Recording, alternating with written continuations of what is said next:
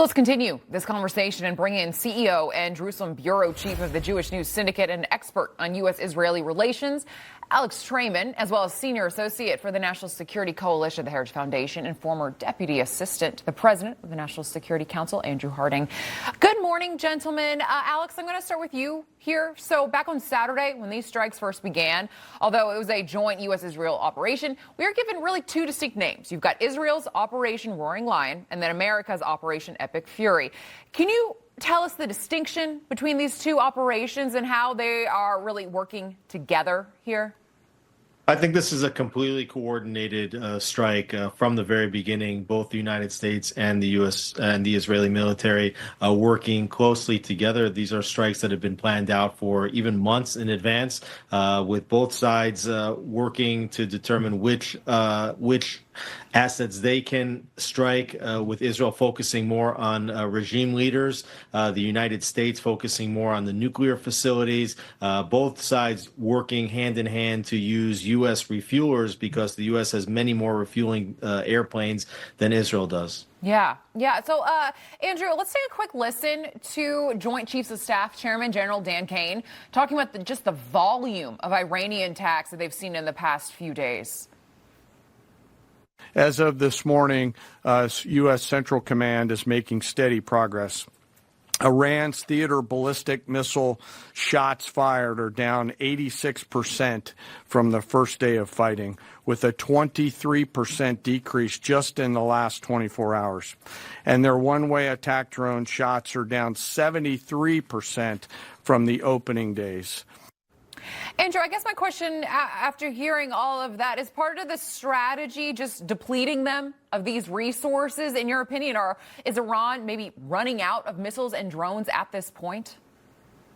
Well, good morning. I think partially this has become an operation of attrition in which the United States is having to sustain its own air defenses, but Israel, in addition to the United States, is continuing that campaign. Furthermore, we see Iran is attempting to protect its launchers as carefully as possible. This is where it's important. Because while Iran has many different missiles it could use and fire against the United States and Israel and Gulf partners, if you're able to remove the launchers, they're unable to send those missiles out. And I think that's how we're seeing Operation Epic Fury is seeing some great successes, in which Iran does not have the capability to continue that fight to the same level. So while they're still able to fire some missiles and some drones, the operation against Iran has been very successful in preventing them from having the capacity in the first place from launching these missiles. I assume, as Secretary Hegseth said earlier yesterday, that the United States will increase the tempo of our operations. And I think partially that's because the Iranian retaliatory effects are not being as strong. Okay. Alex, I have to ask you, what is, I guess, the feeling or the sentiment of the people on the ground in Israel right now as these attacks from Iran just continue? Well, certainly a little bit of tension and anxiety as you have to race into bomb shelters. Israelis have gone dozens of times into the bomb shelters. But even with that, a celebratory feeling on the ground here, as we had the holiday of Purim here over the weekend. Jews and Israelis, believing that this is the last battle of a 2.5-year war, and that once this is over, the terror Octopus, which is Iran, will stop the funding and financing of all these terror proxies around the region that have been attacking Israel. So Israelis are hoping that while they have to go into the bomb shelters and risk the damage that could come from Iranian ballistic missiles, that this will be the last battle that can actually usher in decades of peace ahead. Yeah. And yesterday, Sri Lanka actually confirming that an Iranian warship was sunk off its coast in the Indian Ocean. This after being struck by a U.S. submarine. We also heard from Secretary of War Pete Hegseth regarding this as well. Andrew, at this point, does the U.S. have a major advantage in the seas in this war? I absolutely think the United States has a major advantage. I think they had one to start, but it really helps when you're able to sink roughly a dozen Iranian vessels. And as we're just seeing now, the ability for a U.S. submarine to use a torpedo to sink an Iranian vessel, that hasn't happened since World War II.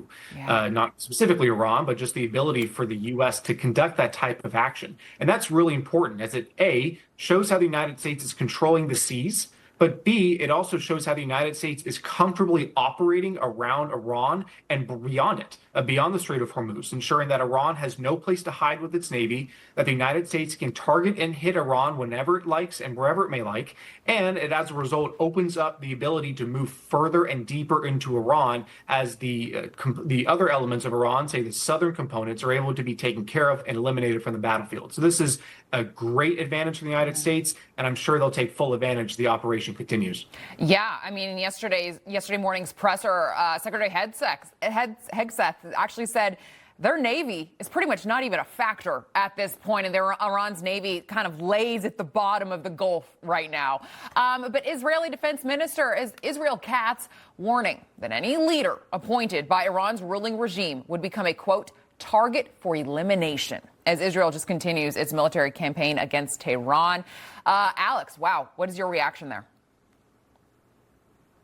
Well, I think that Israel has made regime change an absolute priority in this war. So you saw the first strike was taking out Ali Khamenei, the supreme leader, the Ayatollah, as well as 40 of his closest advisors. And we've already seen that successors have been taken out. Israel will continue to strike at the heads of this Iranian regime, giving the Iranian people an opportunity to rise up and to give the country of Iran a different path moving forward.